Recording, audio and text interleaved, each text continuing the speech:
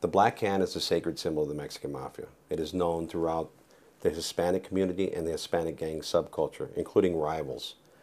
The Mexican Mafia adopted this symbol as its own from La Cosa Nostra, which was known as the Combination at the time. As it was explained to me by my padrino, the Combination was a group working the Fulton Fish Market and Longshoremen in New York. They worked these areas and they would steal merchandise, crates and barrels, and their hands were dirty when they would handle these pieces of merchandise.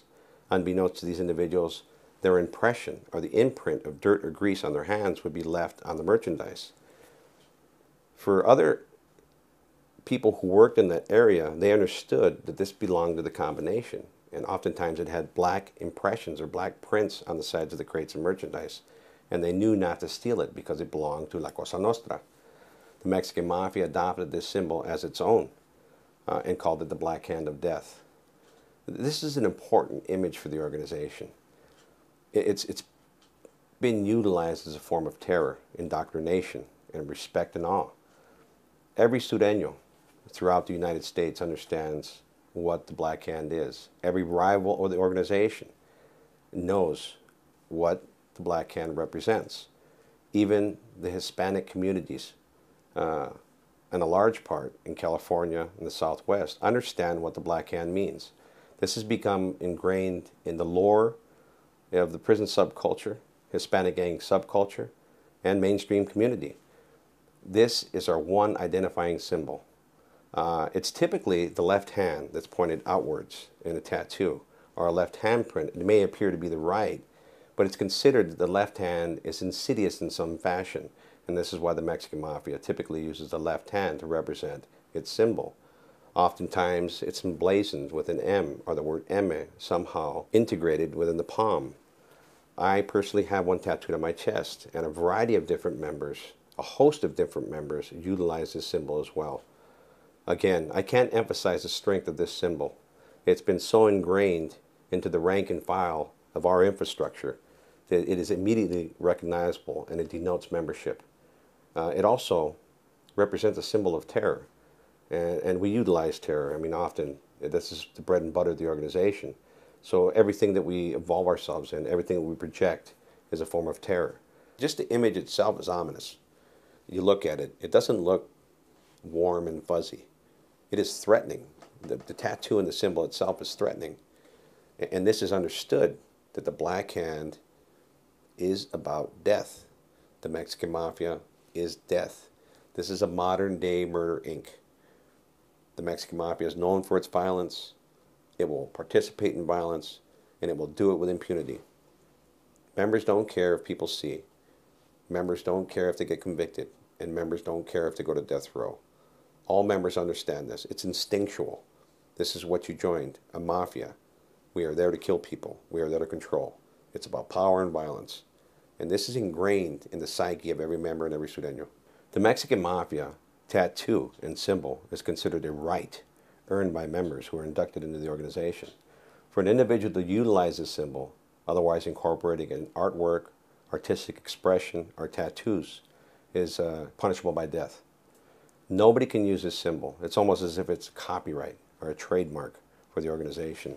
And the rank and file understand this. Everybody understands. To even write the word M, let alone use the symbol of the Black Hand, is punishable by death, without exception. There are no passes, there are no exceptions, there are no exclusions. However, there are females, facilitators, las señoras, who utilize this symbol, but they do so in a fashion that incorporates their husband's name above or below or within the Black Hand. And in this manner, they can state that they are merely stating that their husband is from the Mexican Mafia.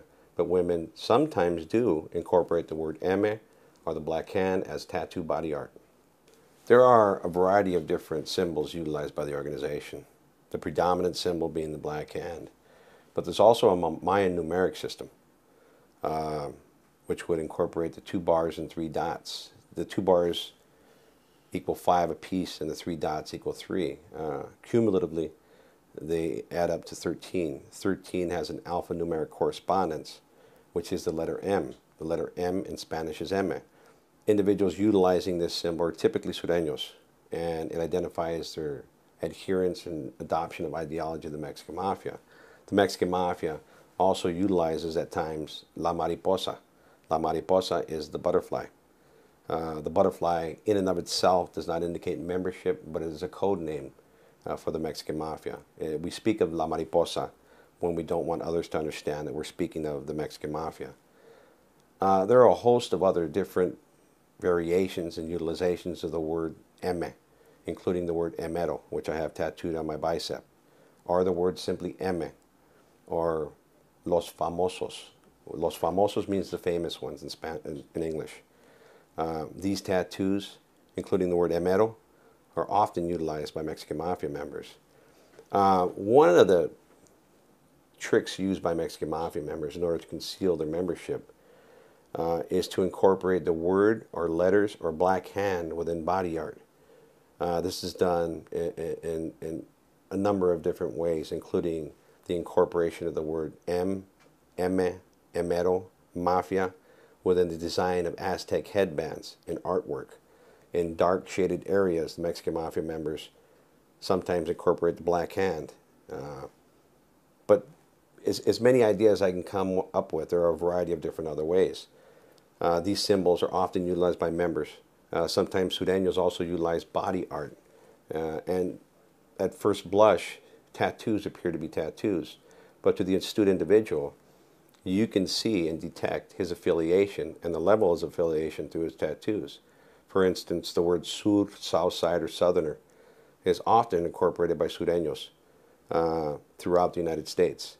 But to determine whether this individual is an authentic Sureño or an emulator, you merely need to look at his tattoos. If he's incorporated Aztec artwork, Mexican culture, a variety of different prison-themed tattoos, it's easy to identify this individual as an individual who has adopted the ideology and surrendered his autonomy to the Mexican Mafia.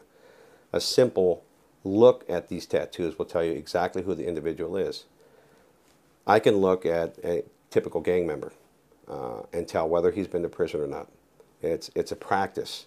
It's a knowledge that you gain with experience.